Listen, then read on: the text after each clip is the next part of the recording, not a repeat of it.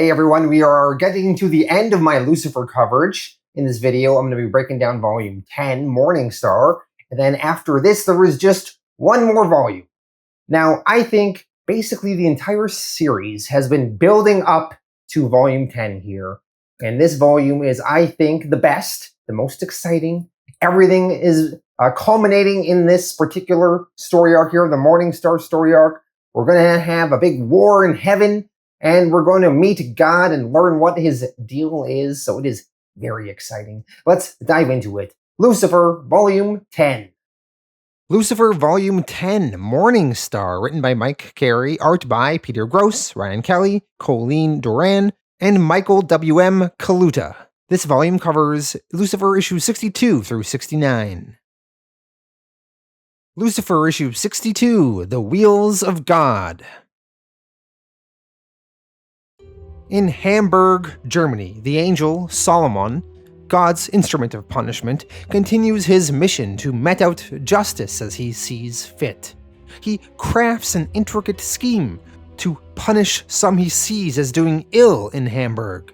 His scheme would purge corruption from the city. A crooked policeman, Jan Leibert, who resells seized drugs. A drug lord, Martin Messer, who profits from them. And a corrupt city councilor, Mava Bohm, who rode into office on promises to eradicate drug dealing. Solomon's plan would see all three stripped of their power and punished in one sweep. At the center of Solomon's plan is Karl Demeter, a character we first met in Lucifer issues 1 through 3 in the A 6-card spread story arc. Karl worked in the angel Melios's bookshop in Hamburg, Germany. Karl today carries guilt. Years earlier in that 6-card spread story arc, in order to mask his homosexuality, he sought to gain acceptance from a skinhead gang here in Germany. Karl brutally assaulted his gay friend Jayesh Deva with a broken bottle. Jayesh was left for dead, although Karl eventually saved Jayesh's life and won the gratitude of Jayesh's family. However, the brutal attack left Jayesh permanently paralyzed. But now, years later, Karl and Jayesh live together as partners. Karl is caretaker and lover to Jayesh, and they live in Melios's bookshop. Though Karl, he is in constant fear that Jayesh will one day learn the truth of what he did to him. Solomon visits Karl, and he blackmails Karl into becoming his pawn in his scheme to remove the corrupt inspector, counselor, and drug dealer. Solomon has arranged for the inspector to confiscate some drugs tonight, and then he's going to have a meeting with the drug dealer to hand the drugs over to that drug dealer. And then the city councilor will be there to orchestrate it so the police will be elsewhere, and the drug dealer can move his operation out of the city, fulfilling the city councilor's promise to clean the city of drugs in a weird, messed up kind of way. Karl, desperately not wanting Jayesh to learn the truth, agrees to Solomon's plan. He will kill the corrupt police inspector. So when the meeting happens later that night in the drug dealer's offices, Karl, he is meant to assassinate that corrupt inspector, and then the police will then arrive, and they will arrest the drug dealer, and this will disgrace the city councilor, as she will be found in the middle of everything. So that's the plan anyway. When the moment comes that night and Karl bursts into the middle of the big meeting, Karl, he points the gun at the inspector, but he cannot bring himself to pull the trigger. Instead, the inspector undergoes a sudden epiphany and a change of heart. He feels guilty on what he has been doing, working with this drug dealer that's been doing all sorts of awful things, and the inspector can't take it anymore. He takes the gun away from Karl, and he points it at the drug dealer himself, and he eventually kills the drug dealer.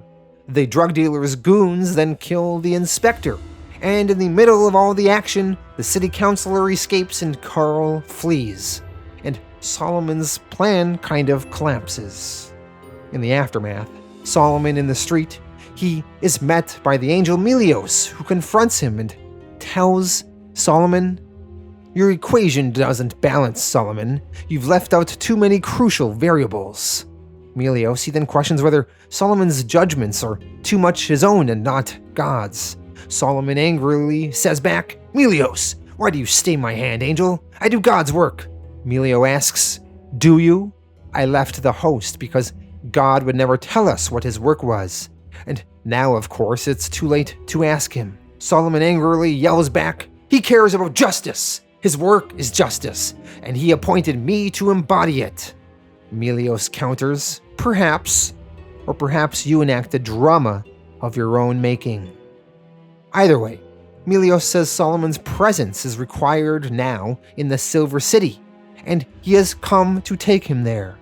So then, a moment later, the two of them disappear and teleport up to the Silver City. We will check up on them later. Meanwhile, Carl returns to the bookshop he shares with Jayesh. He is overwhelmed by guilt and fear. There in the bookshop, he discovers a note left by Solomon, or perhaps Melios. The note reads, he already knows. He has always known. Carl was so desperate to keep his betrayal of Jayesh a secret, only to learn now that Jayesh has always known. Carl sees now that even the darkest sins can be met with forgiveness, and that redemption is still possible. Carl goes upstairs and lies beside Jayesh, who is in bed, and Carl, he weeps. Lucifer, issue 63, Morningstar, part 1 of 6. Baram, the Jinn and Ma, is hunting Mazakeen. Currently, Baram, who's a shapeshifter, has transformed into a white tiger. As Mazakeen travels somewhere more volcanic and fire starts to spread around, Baram shapeshifts into some sort of armored armadillo that will allow him to walk through these flames. Mazakeen walks further into somewhere with caverns, and Baram continues to follow, stalking from behind. Mazakeen then manages successfully to break off a pillar of stone from atop the cavern, and the stone falls to the ground and skewers into Baram's back. Mazakeen, now with the element of surprise, jumps on Baram and decapitates him, removing his head. Mazakeen then tells Baram, you're not dead, no need to pretend. Tell me the truth and perhaps you can survive this. Mazakeen then holds Baram's head, which transforms back into his human form. Mazakeen questions, there's a plan, a point to all this destruction. Tell me what it is. Baram answers, destruction is its own point. At least it is for the Jinn and Mach. When creation ends, we float free again. We are reborn as ourselves. Fenris enacts his role as Lord of Entropy. Sandalphon wins the victory that was denied to Lucifer. Your mother spites the paradise that casts her out. Mazakeen, listening to all this, puts the pieces together. She responds, the Silver City. You're going to attack the city. We jump away from Mazakeen, and we go up into the Silver City. The angels begin to notice that Lilith and her armies have occupied their forces in a place called the Plain of Armageddon, just outside the Silver City. The angels debate what to do. Lilith, with her Lilim demon army and her half-breed angel army, is asked by one of the Lilim known as Misran, what will you do, mother? Lilith answers, I made provision for this moment, Misran. I built the Silver City after all. In a way, it's like another child that I have born. Lilith and her army wait, and some of the angels come down to parley with her. Lilith asks the angel, Zanaquel, you remember the building of the city, angel? Zanaquel answers, of course, and I remember you, Lilith. Lilith responds, on the last day my time was on me. I mixed my blood with the mortar for strength for a blessing, and now my time is on me again. Blood calls to blood. So it turns out when the Silver City was built by Lilith's children, she mixed some of her own blood into the mortar that held the city up in the sky, and she can control that blood, and she calls the blood back to her, and by doing so, she causes the Silver City to shake and eventually crumble and crash down to the ground. As the city is crashing, Zonacro yells, "Lady, please don't do this!" Lilith answers, "Too late, angel. A million years too late. The time for mercy is past. Another time was born, and that is where we have to live." The angels are shocked at the turn of events. Lilith then orders her children, "Kill them, and then take the city." We jump over to Arizona, to Lucifer and Elaine, meeting with Jill Presto, who has just given birth to the Bassanos child, known as Noema. Also with them are Rachel Bagai and Sam Bagai. Rachel, Sam, and Jill are not happy to see Lucifer, but Lucifer explains that something drew them here. It is soon revealed that that something is the Bassanos child. Jill's little baby then transforms into the Noema spirit we saw earlier. Noema and the Bassanos are what drew Lucifer to this location. Noema explains, "You seem to be lost, so I turned you in this direction. I thought this might be a good time to finish what lies between us." Lucifer reminds Noema of the vow he made with the Bassanos, that he will not harm the Bassanos offspring unless he is threatened by them first. Noema has no interest in peace, though. She demands that Lucifer bow and beg for mercy. She declares herself stronger than him. His power, after all, stems from Yahweh, and with Yahweh gone, his power is steadily draining away. Lucifer refuses to bow. Noema hits Lucifer with some of her powers. She asks again, "Bow, Lucifer, I mean it!" Elaine steps in, urging that greater concerns take precedence right now. Elaine explains that there were other souls lost in the void, and she collected them as they passed, and she's gonna bring them out now. So she asks Noema to hold her fire. Elaine then brings out Sarah and Bobby Gilmore, the wife and son of Charlie Gilmore. She recovered them from Yggdrasil, the world tree. Elaine also brings out the waitress, Beatrice Welschler. Beatrice, once she composes herself, she warns Lucifer of Mazikeen's imminent death. Lucifer remains unmoved, though. He places his full confidence in Mazikeen's strength and believes she will survive without his help. Noema mocks Lucifer. To her, Lucifer lingers at the edges of the current struggle going on. He's already defeated, outmaneuvered. His grand scheme is doomed to collapse. She says, "You're neither incumbent nor the challenger, you're just watching from the sidelines." Lucifer replies, "Even if I wanted to get involved, there's a right time. Until that comes, watching has its uses." Noema to this says, "The time is now, the place is somewhere else, because I understand the tides that wash across this moment and you don't." Lucifer to this says, "Easily said, little girl. The Bassanos was always fond of its own rhetoric, too." Noema to this says, "I'll take you there then. But I'm still your enemy, Lucifer. I promise I'll do you no favors. In fact, I'll bring you to your ending." Noema then transports herself, Lucifer, Elaine, and Jill Presto to hell, just outside the entrance. Noema then says, "So, here it began, here it ends. Home again, Morningstar. Jiggity jig." Lucifer issue 64, Morningstar, part 2 of 6. In hell, Lucifer is greeted by Christopher Rudd, who is now Hell's leader. Lucifer tells Christopher, "You've done well for yourself down here." Christopher responds, "Thanks to you, yes. Your duel with the Menadil showed everyone that Hell could change, and made them hungry for it. But what's your purpose here now?" Lucifer says that's a good question. He's not so sure himself, as Noema brought him here. Noema explains, "This is the crux, so it was hard for me to resist. This is where you make your choices, severally and separately. This is where you're launched on your final trajectories to fall elsewhere." Lucifer, hearing the answer, says to Christopher, "That's all I have at the moment, and it means as much to you as it does to me." Meanwhile, on the plains of Armageddon, Lilith, Sandalphon, and Lilith's armies meet the angels. A host of angels led by Uriel, approaching under a white flag of truce, attempt to speak with Lilith, only to be captured and slaughtered. Their deaths ignite a furious counterstrike from the remnants of the Silver City. As more angels depart the city to join the fray, Lilith and Sandalphon's half-angel children join the fighting and attack the angels in the sky. Meanwhile, back down in hell, Christopher Rudd breaks away from Lucifer to take care of some business. He goes to speak with Lady Liss, who is living comfortably under some confinement.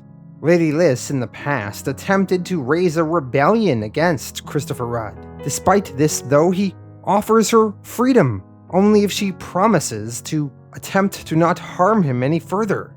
Lady Liss responds, "Trust it not. I'll give it and then break it, and I'll fight you until my blood is dust." Christopher departs, leaving Lady Liss in confinement. It is clear he still holds some feelings for her, and he wishes the two of them could reconcile and work out their differences.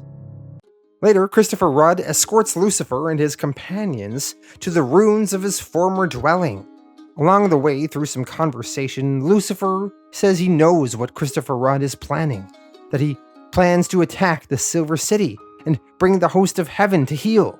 Christopher Rudd responds, "Exactly. Any god who condones eternal suffering is a tyrant. I fight for justice.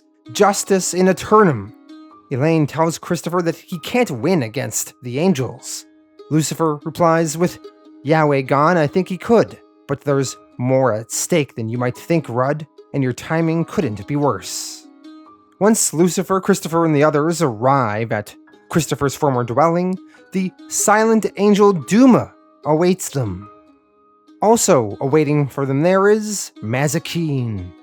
When Lucifer and Mazikeen get reunited, Mazikeen begins to bow before Lucifer, but Lucifer stops her. He refuses her submission. Instead, he embraces her with a kiss. He tells her, "I'm glad the rumors of your death were exaggerated, but how did you find me here?" Mazikeen responds, "I'll always find you, Lord. I have a sense for you. I bring news that was hard won. The Silver City is besieged by my mother, and by a new host she spawned with the angel Sandalphon. They hope to smash the throne of Primum Mobile and lay waste to heaven." She then holds up the head of the Jinn and Mach, Barum, and explains this is how she learned this information. Barum tells the group, "It's true, every word of it. I only tell you now because you're too late to prevent it." While you stand here dumbly amazed, heaven falls. We see, back on the battlefield outside the Silver City, the angels continue to try and fend off Lilith and her armies. The angel Uriel manages to survive, but many others die. Uriel orders the angels, "We must fall back on the Primum Mobile and defend it. Call a retreat, now. I'll draw off some of their strength. There's no time to be lost." Back down in hell, we continue to watch the conversation between Lucifer, Christopher, and the others. Christopher's initial plans were to take the armies of hell and attack the Silver City. But now, Lucifer, learning of the current events, he asks Christopher to do something crazy. Rather than use Hell's forces to attack the Silver City, he wants Christopher to use Hell's forces to defend the Silver City from Lilith and her armies. As if the Primum Mobile is destroyed, if the Silver City falls, then all of Yahweh's creation will be destroyed. Heaven, hell, earth, this cosmos, and Lucifer's cosmos as well. Lucifer tells Christopher that he can swing the balance. Otherwise, Barum is right. Everything will bleed and boil away into the void. Christopher says to Lucifer, "If you oppose me, what I do is meaningless in any case." Lucifer responds, "That's not true. The key to hell can't be taken by force, only given.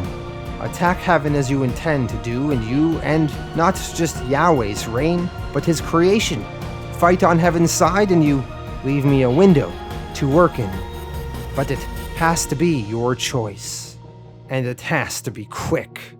Back up on the battlefield, Lilith and Sandalphon are riding towards the Silver City, watching all the fighting take place, when all of a sudden, Sandalphon gets attacked from behind by the angel Uriel. Uriel stabs Sandalphon in the back, killing him. Uriel then tells Lilith, Now you, lady. All creation would have prospered if Abriel had snapped your neck the day he met you. But what he left unfinished, I here conclude. Uriel now attempts to swing his sword at Lilith, but he gets grabbed from behind himself by the Norse god Fenris, whose goal is destruction and the end of the world. Fenris kills and then devours Uriel. Fenris then introduces himself to Lilith, saying, "I am Fenris the Wolf, and I came as soon as I smelled the blood."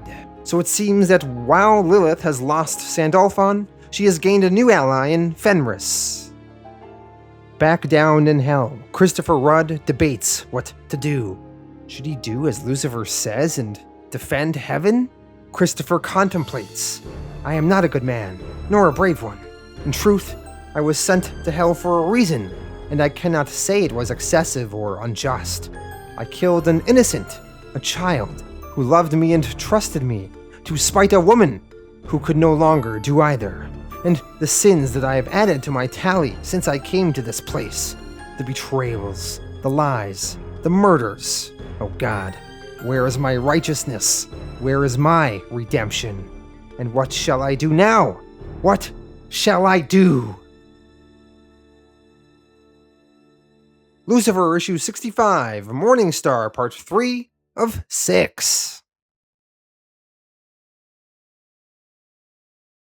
In hell, Christopher Rudd continues to debate what he should do, while Lucifer waits for his answer, a role he is unaccustomed to.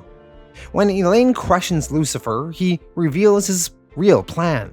Christopher Rudd and Hell's legions will hold back the Lilim in the war long enough for Elaine to reach the Primum Mobile, the seat of God, and there she will wield the demiurgic power inherited from her father, Michael, to reshape creation itself. Elaine is hesitant about this plan, worried that she can't pull it off, but Lucifer explains that she has been trained to take over as the creator through her time doing the Yahweh dance, which we saw a few issues ago when Elaine was learning to run her own cosmos. Lucifer, he could attempt to sit on the Primum Mobile and take over, but he refuses to be imprisoned by a situation he didn't choose. Meanwhile, Lilith and Fenris confer war plans. Lilith outlines her strategy to wear down the last defenses of the Silver City with barraging them. Fenris argues that the Silver City doesn't matter. Only the Primum Mobile matters. The throne is their target. The rest of the city is mere ornament. Back in hell, Noema seeks to soothe her mother Jill Presto's worries. Noema reveals that victory is possible. She saw many possible futures, and in many of them, creation survives this. But she wants to try and find the right future in a version where creation survives, but Lucifer dies. Noema, she has forgiven Jill, but not Lucifer for past events, and she still wishes to see him fall. At last, annoyed by Rudd's hesitation to make a decision, Lucifer decides to depart with Mazikeen and Elaine. Lucifer wants to offer his hard-won knowledge of heaven's wars to his former enemies, so Lucifer will assist the angels. Back on the plains of Armageddon, the large assault begins. The Silver City is pummeled with trebuchet blast from Lilith's armies. For a moment, the city seems to falter. Lucifer, he finally arrives upon the battlements, and many of Lilith's armies are intimidated by his presence. Lilith, trying to encourage her army, yells, "Stand, you dogs, you cowards! Is your blood-bright courage painted over rotten wood?" Fenris, not intimidated, answers, "Words won't help, but perhaps this will." Fenris then hurls a sword in the air, and it strikes the Lightbringer right through his chest, and Lucifer goes down. The Lilim renew their attack with fury. Mazikeen, she shields Lucifer and attempts to fend off the attackers, although she is fighting against impossible odds, greatly outnumbered. Meanwhile, back in hell, Christopher Rudd finally makes his choice. Hell will march to war on behalf of heaven. Lucifer issue 66. This is an interlude issue titled The Beast Can't Take Your Call Right Now. So it's a quick one-shot detour before we head back to the back half of the Morningstar story arc. This issue takes place after the events of last issue, so Christopher Rudd has decided the demons will march for heaven. Thus, all the demons have cleared out of hell and are on their way to the battlefield. So in this issue, on Earth, a man named Culver Harland, who is an aging magician. Culver sees the accelerating fall of humanity and wants to do something about it. So he finds a man and woman and he sacrifices them and does some sort of conjuring. And he wants to conjure up the most powerful demon in hell to do his bidding. Unfortunately, due to the events of last issue, basically most of hell is cleared out. So instead of a powerful demon being summoned, it is instead Gaudium, who happened to be in hell at the time. Culver asks Gaudium confused, "How can you be the most powerful demon in hell?" Gaudium replies, "Is that what you ask for?" Culver answers, "Of course, I wish to bargain with the great infernal powers." Gaudium explains, "Well, the place is empty. All them demon lords, they went off someplace. They went to heaven. Long story. I take it you had something you wanted to pitch to them?" Culver, he wishes to sell his soul. Gaudium, he's interested. He tells Culver to remain here. He has to check on something first. Gaudium departs and goes to talk with his sister, Spira. Gaudium explains what happened and how this guy wants to sell his soul. Spira, she argues that with everything going on, no one is really trading in souls right now. Gaudium to this says, "Well, that's my point, sis. I figure when all this shit gets sorted out, I'll be one soul ahead of the opposition." Spira responds, "Okay, but what conceivable deal can you cut for this guy? You can't grant his wishes." Gaudium thinks on it. And then he remembers the events of Lucifer issue 28. In that issue, the breaking and entering story arc, it was a one-shot issue with Gaudium and Spira going on an adventure, and they stole the mummified corpse of a goddess known as Eriti. And this goddess Eriti, this mummified corpse, it grants wishes. Gaudium stole it at the time in an attempt to use it to bring Elaine back to life, but the goddess Eriti's magic couldn't be used for that. So Gaudium just gave it away as a tip to a waitress at the end of that issue. Well, now Gaudium, he wants that item back. That goddess Eriti can grant wishes, so if Gaudium gets it, he can use it to grant whatever wishes this Culver guy wants, and then at the end, he'll get his soul. So Gaudium quickly tracks down the waitress he gave the item to, and he steals the goddess Eriti back from her. Gaudium and Spira then travel over to this Culver Harland's apartment to solidify the deal. Gaudium explains to Culver, "Okay, game on. Oh, and this is Spira. She's my legal advisor." Gaudium offers this deal to Culver: 3 wishes in exchange for your soul. Culver says he consents. Gaudium, he then lays out some fine print. He says, "No wishing for more wishes, or for time to stand still, or shit like that." Gaudium then holds the magic mummy, the goddess Eriti, in his hands, and he says, "I'm holding the magic mummy here. You play nice or the deal's off." Culver agrees once again. Gaudium tells him to begin his wishes. Culver's first wish is that he be restored to full youth and vigor. Gaudium, holding the goddess Eriti, says, "You heard the man, Eriti. Make it so." And the mummified corpse of the goddess Eriti uses its magic to make the wish so. And Culver is all young and attractive and healthy now. For Culver's second wish, he wishes to see this realm of hell that is supposedly emptied of its infernal host. Gaudium tells the goddess Eriti to make it so, and all of a sudden they are transported to hell.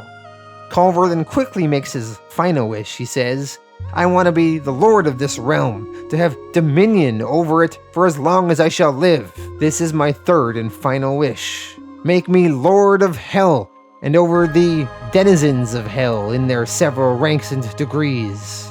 Gaudium, not thinking much of it, says, "Alright, Riddy, make him lord over hell and over all the denizens of hell." Spira tries to yell for Gaudium to stop, but it is too late. Now that this Culver is ruler of hell, and he has dominion of all those in hell, he orders Gaudium to hand over the goddess Ariti to him. Gaudium, now unable to not abide by Culver's wishes, hands it over. Culver then starts making a whole bunch of other wishes. Culver asks for Ariti to let a palace be created here and reared 1,000 stories high and be sheathed in crystal and rare gems. He wants to announce to hell that they have a new master now. Culver, he wishes for more things, a tower of caviar for him to eat, and a whole bunch of women to fawn over him. Between the goddess Ariti performing even more wishes for Culver, as well as Gaudium and Spira being forced to obey Culver's commands, Culver is really living the life.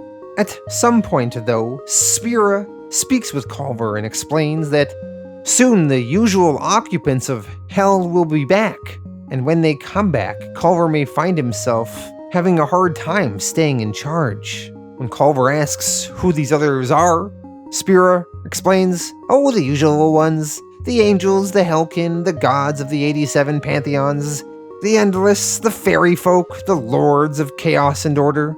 Did I miss one? I think I missed one." Culver responds, "What do I care for them? I am all powerful." Spira answers, "I know, but they're gonna be pissed when they find out. You'll be the new kid on the block, the challenger. They'll all wanna take you to the mat." Culver, thinking on it, then makes a wish to the goddess Ariti. He says, "Ariti, let no power other than mine have effect in this realm. Gods, angels, devils, let all their puissance fail them." Culver, he didn't think carefully about what he was wishing for, the way he worded the wish. There will be no other powers in hell other than his own. But the way it was worded, even the goddess Ariti will not have power here in hell. So all of a sudden, all the things that were magicked up and wished for by Culver to the goddess Ariti are null. So all of a sudden, Culver, he becomes old, and everything he wished for just dissipates and goes away. Gaudium and Spira have won, and they explain to Culver the mistake that he made. Culver then becomes immensely worried, and he begs for Gaudium and Spira to help him, but they do not. They abandon Culver in hell to suffer the consequences. Gaudium and Spira then return back to Earth and have themselves some coffee and tea. Back to the main story arc now. Lucifer issue 67, Morningstar, part 4 of 6. On the battlefield on the plains of Armageddon, Fenris threw a sword and it went through Lucifer, and now he is injured. Fenris and Lilith's armies want to continue their barrage. Only they hear trumpets. Trumpets announcing another force has entered the field of battle. We see that new force is Christopher Rudd, Duma, and all the demons of hell. The demons of hell ask Christopher, "Do we attack the city or those laying siege to it?" Christopher answers, "Both. We attack both." Later on the battlefield, Fenris sniffs out where Lucifer supposedly fell, only to discover that he is gone. And he did not die here. The Lilim are worried, as now they have the Silver City Angels on one side and Christopher Rudd's army of hell on the other. They are enclosed. They will not be able to win the battle here now. Fenris tells the Lilim, "Fight, win, or be defeated. Die. Make your own arrangements. I'm not your keeper. I go against the throne of Primum Mobile, as I did from the beginning." As Fenris moves on, where did Lucifer go? We see that Elaine has transported Lucifer, Mazikeen, and herself into Lucifer's creation. She specifically has transported them to the town of River Holt, where the centaurs live. We saw some of these centaurs in some short one-off stories in Lucifer's cosmos in earlier issues. Lucifer is still gravely injured. Elaine calls some of the centaurs over. Elaine tells the centaurs that Lucifer here is their maker, and she begs for them to help him.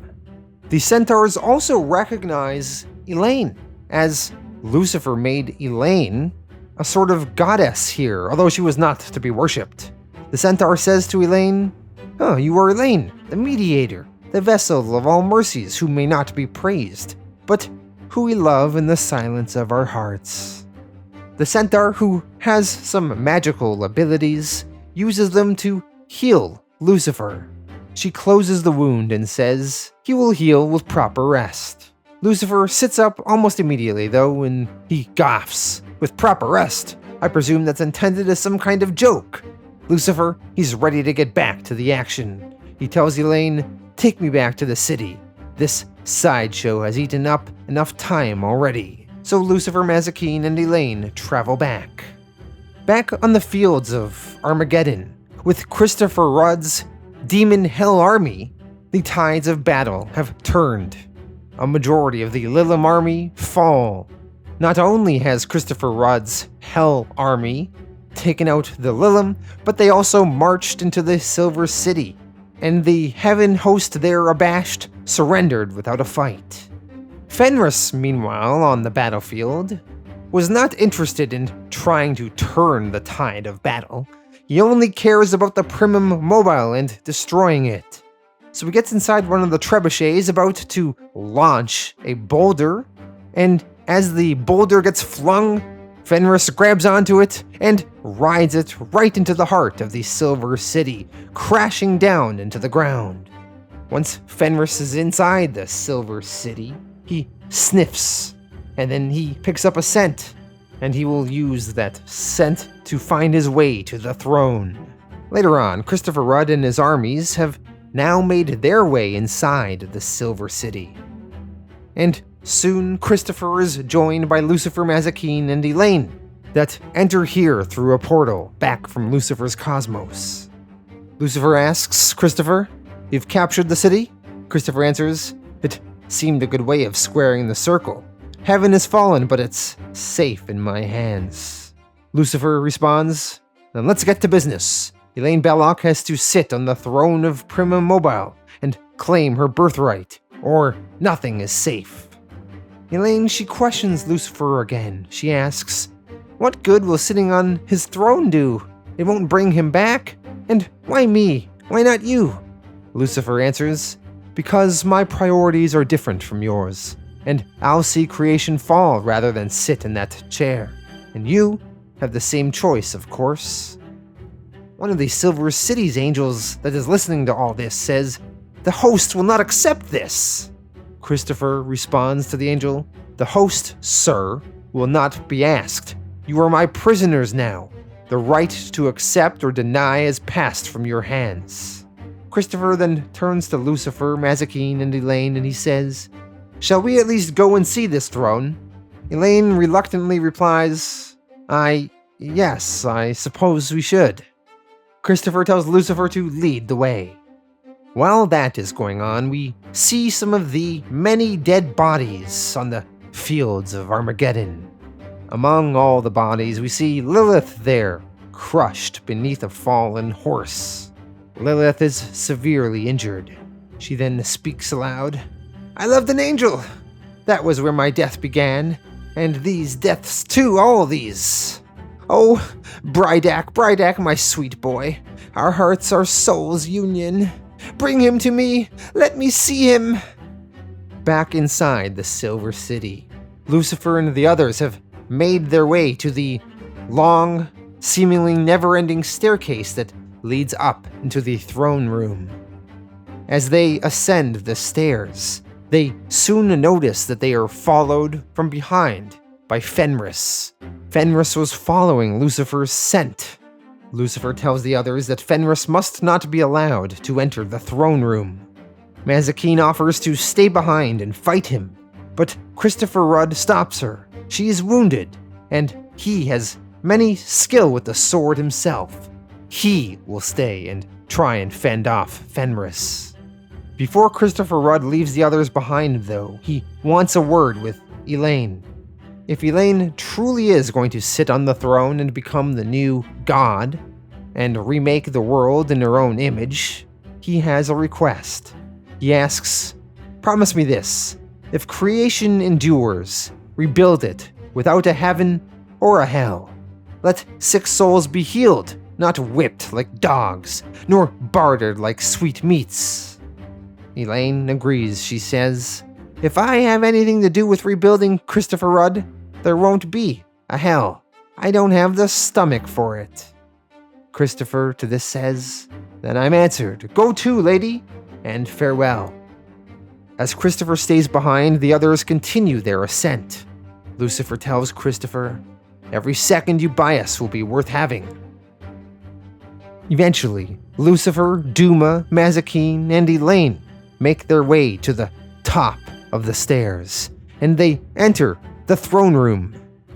Elaine, she climbs atop of it, and she sits down, and she seems to be magically transformed into her younger self. She then asks, "All right, so what do I have to do?" Lucifer tells her, "Speak the words, just as they come." As they do that, Fenris, he makes his way up the stairs, and Christopher Rudd is in his way. The two of them must duel. They fight. Christopher swings his sword. Fenris absorbs the slices and fights back. Fenris, annoyed, says, "I have no patience with this." Christopher tells him, "Well then yield and live." Fenris replies, "I'm immortal, you dolt. I'm the god of destruction, and everything that ravels, rapes, or rends is a garment for me to wear. Let me show you." Fenris then shapeshifts into a bolt of black lightning, which blasts right through Christopher Rudd. Up inside the throne room, Elaine begins speaking words. She says, "I am Elaine, the daughter of Michael Demergos, the scion of Yahweh, without whom was not anything made which was made. I proclaim my lineage in this holy place. I assert the right of my..."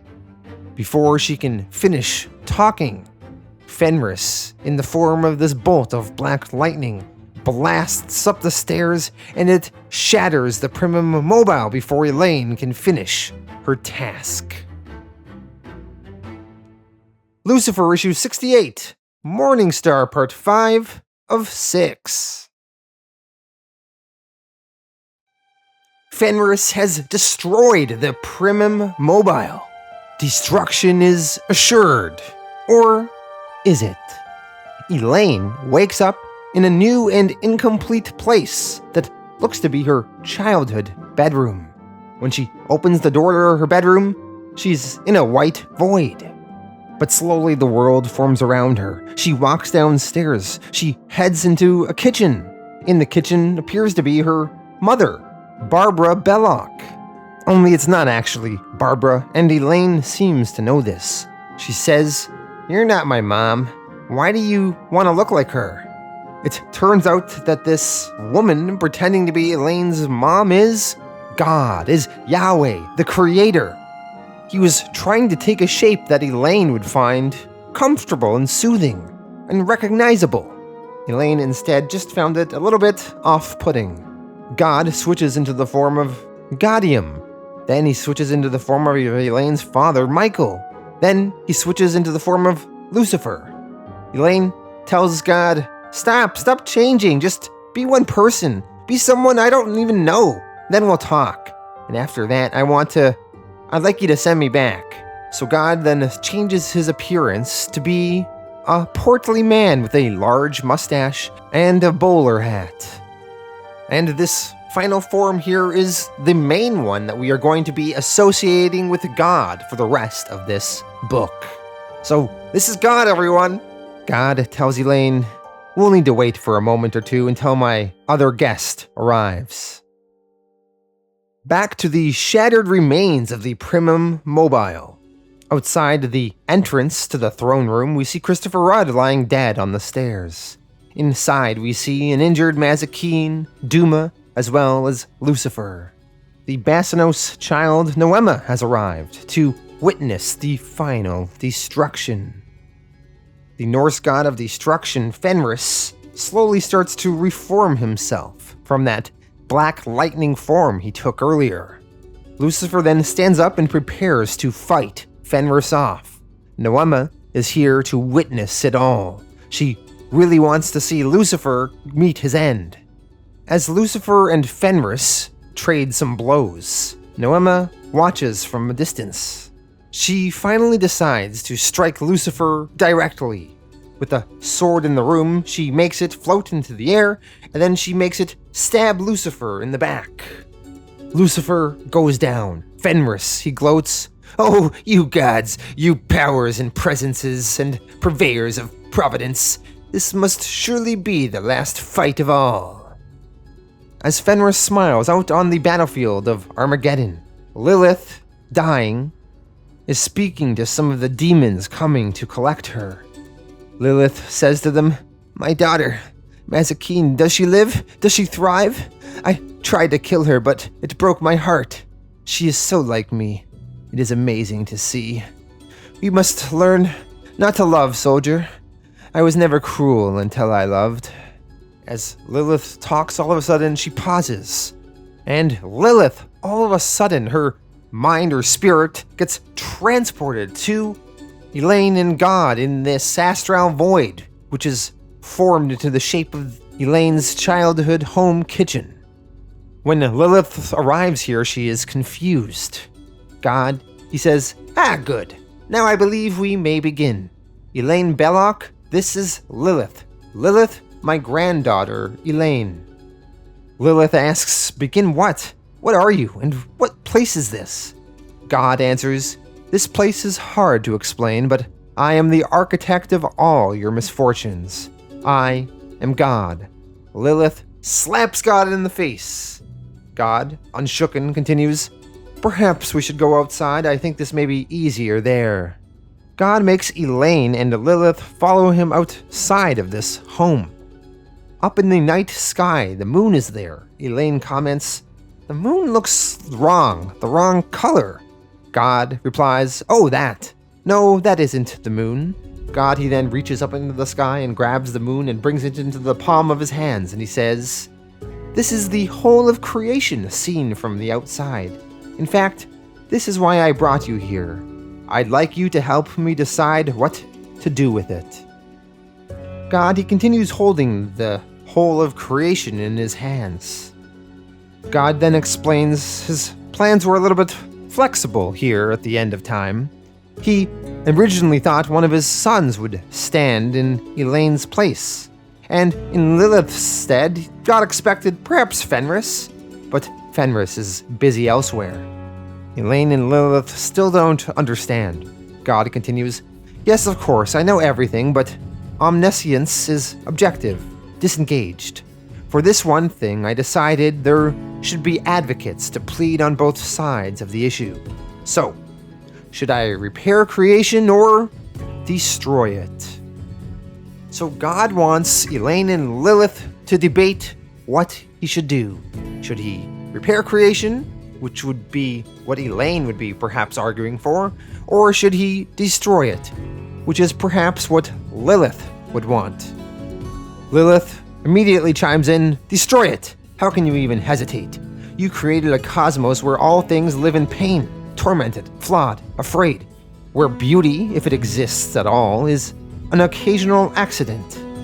God explains, "I wanted the self-aware to discover or create that beauty for themselves."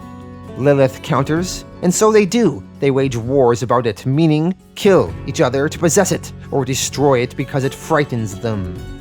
In any case, it never lasts. To be conscious at all is to be conscious of your own incompleteness, your own isolation. This bauble of yours, so perfect and so pretty, seen from without, is from inside at best a prison, at worst a charnel house for all souls pent within it. Burn it. Give those you've made one last and perfect blessing." God, he thinks on it and replies, As an opening statement, emotional but not without force. Now you go, Elaine." We step away from this and head back to the Primum Mobile. Lucifer and Fenris still battle.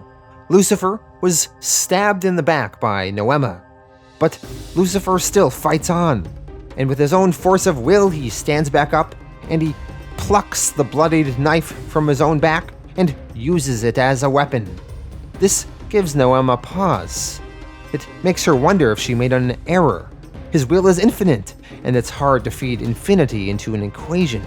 But no, things must fall as they must fall. Every seed must find its flower, and dog will have his day. Fenris charges at Lucifer and grabs him and lifts Lucifer over his head and then smashes him down to the ground. Fenris picks Lucifer up again and gloats some more. With Fenris holding Lucifer in his hands, Fenris believes victory is assured. However, Lucifer simply places his hands on Fenris's head. Lucifer then says, "Fenris, you haven't learned any new tricks since the start of time. I seriously doubt you'd be capable of it. It's very much a matter of flexibility." Lucifer, he then manages to crush Fenris's head in his hands with some of his magical force. Fenris's head explodes, and he is dead. And Noema watches this with shock and horror. Noema, confused and surprised, says, But, you were powerless when I attacked you earlier, when Fenris threw his spear." Lucifer explains, "I reserved my power. Those weren't life or death situations, not quite. At some point I knew I'd be inside Fenris's guard, and I'd have hated to turn up empty-handed." So it turns out Lucifer was conserving his power earlier in the battlefield. He was conserving it till now, to use it all on Fenris when the opportunity arose. Now, in the course of the battle, Noema, she struck Lucifer. She stabbed him in the back. Lucifer tells her, "It seems I am now released from the promise I made to your father, the Basinos. By definition, you have raised your hand against me." Lucifer is therefore allowed to strike Noema if he wants to. Noema starts cowering. She says, "Morningstar, please, don't kill me. I've only just been born. I'll do anything, make any atonement, please." Lucifer will not kill Noema, but he tells her, "I'm not interested in your life or death, child, but I need you to help me send a message." We jump back now to Elaine, Lilith, and God. Lilith made her opening statement, arguing for the destruction of creation, and now God wants Elaine to make her counter-opening statement. Elaine answers, "No, I won't. I won't do it. You can't ask me to speak for all these lives. You can't ask anybody. Either you care about your own creation or you don't, and if you don't, then I can't make you." Lilith happy says, "Excellent, a verdict. Yahweh, give us a verdict." Elaine continues, "But this much I will say. If you decide to destroy everything, then I'll fight you until I die." God to this answers, "But if I decide, then you'll be among the things that cease to be. There will be no fight. There cannot be." Elaine asks, "Well, what about the uncountable deaths if you destroy creation? It's as if they don't matter to you." God answers, "No, that is not the way of it. Any decision I make will be ab eterno, from the beginning of time. Nothing will die because nothing will have ever been." Elaine says, "There'll still be nothing where there could have been something. You'll still have ended all those possibilities. You can't pretend that." All of a sudden, Elaine gets interrupted. Lucifer, thanks to Noema and the Basinos, managed to transport a message to here. The message is in the form of Noema's doll given to her by Jill, Melanie. The Melanie doll says, "Greetings, Yahweh. I bear a message from your son Lucifer. Will you allow me to deliver it?" God answers, "Little poppet, I decreed that one voice would speak for dissolution and one for renewal. I will hear no other voices." The doll continues, "But Lucifer sends no petition, Lord of hosts, only this. He said you would understand his meaning." The doll gives God a dagger covered in blood as a sort of message from Lucifer. God holds it in his hands and he replies, "Ah, yes, I see. Here are the fruits of randomness, the harvest of uncertainty." He's right, of course. There is another way, and the pain can be justified, Elaine. if only by reference to the greater good. Lucifer, issue 69, Morningstar, part 6 of 6. The conclusion. God, holding the dagger that Lucifer gave him as some sort of message, asks Lilith and Elaine, what do they think Lucifer meant by this dagger? He questions, can you expound this riddle for me? What do you think it means? Lilith answers, riddle? It's obvious. It means that Lucifer casts his lot with me, and he wants destruction. He's telling you to end this, to end everything. Elaine responds, I don't think so. I think it's a warning that if you destroy the two creations or let them die, Lucifer will pursue you and take his revenge. God, he smiles and says, the last time I counted, there were 3 creations. God, he's referring to his own creation, Lucifer's creation, as well as Elaine's. God tells Lilith and Elaine that they are both wrong. God believes he knows what message Lucifer was trying to say, that rules may be broken at least once. God then tells the story of something called the Gordian Knot. In ancient times, there was a legend about Alexander the Great, and a prophecy that whoever could untie the Gordian Knot would conquer all of Asia. The knot was tied to an ancient ox cart, once belonging to the legendary founder of the Phrygian city of Gordium, which is modern-day Turkey. The knots on this rope were tied in such a way and worn so far down that there were no visible ends, and hundreds of men had tried and failed to loosen the knot. One day an oracle declared that whoever could untie the knot would become the ruler of Asia, and eventually Alexander the Great arrived in the city in 333 BC, and he was challenged to untie the knot. He attempted to untangle it, but he grew frustrated and failed. So he simply just drew his sword and cut through the knot. And Alexander, he went on to conquer much of Asia, thereby, in a way, fulfilling the legend's prophecy. So the Gordian Knot had since become a metaphor for solving a complicated and seemingly impossible problem through decisive, unconventional, or forceful action. So God tells Elaine and Lilith of this Gordian Knot story, and then he asks them what they think about it. Elaine says, well, you've been trying to decide whether to repair creation or to end it. I guess Lucifer is telling you that there's another solution, a way of cutting the knot. God answers, I get too close to things, I suppose. That's in the nature of the job. After all, I've defined with my own will every variable, every physical law. Everything happens because I make it happen. Elaine relates, she says, I've done it myself. I know how hard it is. God answers, and the hardest thing of all, you know that too. Elaine answers, to do nothing? God says, to do nothing. To cut the knot is to allow the situation to find its own resolution. Allow events to play out. Oh, bless him. He knows how alien that is to my temperament. God, he decides to give over creation to Elaine. He tells her, your own actions will determine whether you turn into me or into something else. Lilith, growing annoyed seeing God did not choose her, says, no, why her? Why not me? God answers, because the scales are already tilted towards the destruction. Because she took this on herself when she sat on the throne. And because you died on Armageddon Plain, a debt which now falls due. God is now done with Lilith, and Lilith, she dies and turns to bones, and is gone. Elaine now has the whole of creation in her hands. She comments, I can't let it go, it's sticking to my hands. God tells her, don't be afraid, it's only another metaphor. It signifies your new responsibilities. Creation, both creations, look to you now to cut the knot. God, he then disappears. And Elaine, she gets sucked out of this void they were in, and she then arrives at the Primum Mobile Tower, where Lucifer, Mazikeen, and Duma are waiting for her. Lucifer, upon seeing Elaine, says, so my message got through. Good. Well, God has handed over the reins of creation to Elaine. But there is still a problem. Yahweh's creation is still doomed to collapse, for its maker has withdrawn from it.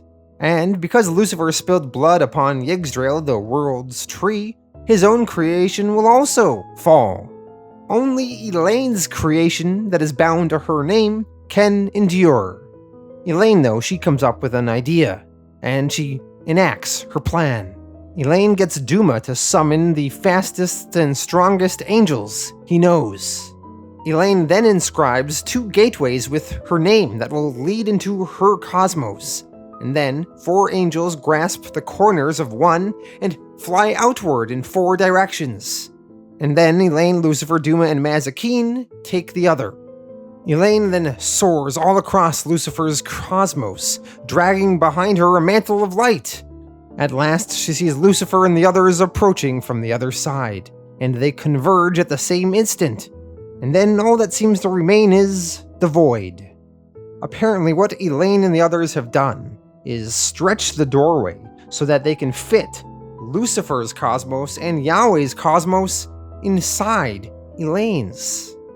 As Elaine's cosmos is the only one that is going to endure, but by putting them inside Elaine's cosmos, they can now all survive. Elaine then travels on. She sets forth and she finds Noema. Noema is trembling but defiant. Noema is expecting to be put to death. Even though she fears death, she says, "I don't care. I do it again. I do it again," and laugh. Elaine has other ideas for what should be done with Noema. Elaine takes Noema back through her own timeline. She changes nothing that was her, but she removes 2 things: the corrosive power of the Basinos and the memories of a life she won't now live. And then Elaine finds Noema's mother, Jill Presto. Elaine removes Jill Presto from hell and places her into Manhattan, weaving her into a life reshaped, one where instead of being raped by the Basinos, she instead remembers some sort of love affair, splendid, pyrotechnic, but doomed. And from this love affair, Jill will have gotten pregnant with Noema. Elsewhere in heaven, Melios and Solomon walk up the steps to the Primum Mobile. Solomon asks, "Why have you brought me here?" Melios answers, "To judge, Solomon, why else? This man is Christopher Rudd, sent to hell for the murder of a child. He rose to become hell's king, and then took those wounds in defending the throne of heaven against Fenris the Wolf." Solomon assesses Christopher Rudd. He says, "I see your sins, both before your death and after. They are great, almost beyond measure, but you have purged them all. Whatever you once were, Christopher Rudd, you are truly innocent now." Rudd's body then vanishes. Solomon then asks Melios, "So this is heaven?" Melios answers, "In a sense." Solomon says, "Well then take me back. I haven't earned it yet." Finally, Lucifer and Elaine stand in the ruins of heaven before the surviving angels, and they explain what has happened. Creation has been preserved. Yahweh's and Lucifer's both folded into Elaine's, which is now the sole creation, and Elaine is the new god. Lucifer tells the crowd, "I imagine she'll have some announcements soon about heaven and hell and matters arising. Until then, you're free to do what you like." Lucifer and Elaine then talk quietly. Elaine asks, "This is what you meant, isn't it, when you said I'd be imprisoned?" Lucifer answers, "Yes, this is what I meant. Someone has to be the founder, the preserver, the arbiter, and I was damned if it was going to be me. For what it's worth, I think you'll be an improvement on the old regime." Elaine, she then begins to take everything in. Her new role, her new responsibilities, everything. And on Earth, the processes of life resume. Flowers grow, rain falls, people live and die. The entire system maintained and guaranteed by a single will, Elaine's. In a room, in a house, in Antwerp, say, or Cape Town or New York, a child wakes from sleep, crying. The tear coursing down the child's cheek is like a miniature world, profound and crystalline and perfect. Elaine is lost in it. And with this, we end Lucifer, Volume 10.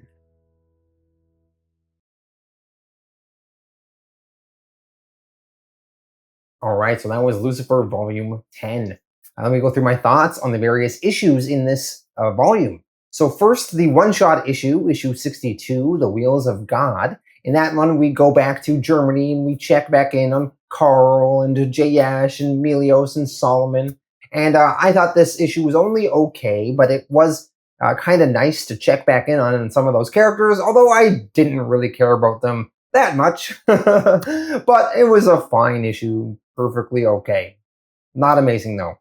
I want to talk about another one-shot issue, the Gaudium one, issue 66, The Beast Can't Take Your Call Right Now. These one-shot Gaudium comedy issues are usually pretty fun, and this one was no exception. It was a fun time. There was some good laughs, a morality tale in here. This guy wants to sell his soul, but all the demons in hell are gone, and Gaudium's there, so Gaudium wants to buy his soul with humorous results, and it was a solid one-shot. Then we had the 6-issue Morningstar story arc, which was amazing. It was everything that Lucifer has been building up to over the last 9 volumes, all paying off here, and it was just a great time. I love the huge epic battle and the scale of everything. Lilith and her 2 sort of armies, the Lilim children and her half-breed angel children as well. You have the angels in heaven attacking her. You have Lilith teaming up with Fenris, and Fenris is such a beast and hard to take down. Also, you have Lucifer and Elaine and Jill Presto and Mazikeen scheming. They team up with Christopher Rudd and get him to bring everyone from hell into the battle. Exciting stuff. And finally, we have Elaine and Lucifer heading up the stairs to the Prima Mobile, and Elaine finally sits on the throne. So exciting. And then we have the big man, God, coming into the story. Finally, we see him in the flesh, sort of, whatever appearance he decided to take. And we have a very thrilling and interesting conversation between God, Lilith, and Elaine, where God's deciding what is he going to do with his creation, and he ends up giving it over to Elaine, and Elaine ends up saving the universe in a very smart way, where she folds Lucifer and Yahweh's cosmos into her own. So absolutely love this volume. There was a lot of character deaths. It was all very exciting and interesting. Went so many places, and this is what it is all about, everyone. So this is absolutely exceptional. I'm going to give this volume a 9 out of 10. Really solid stuff. Let me know your thoughts in the comments, and I'll be back next week with volume 11, the conclusion, where we are going to wrap everything up and see where all of our characters are left off.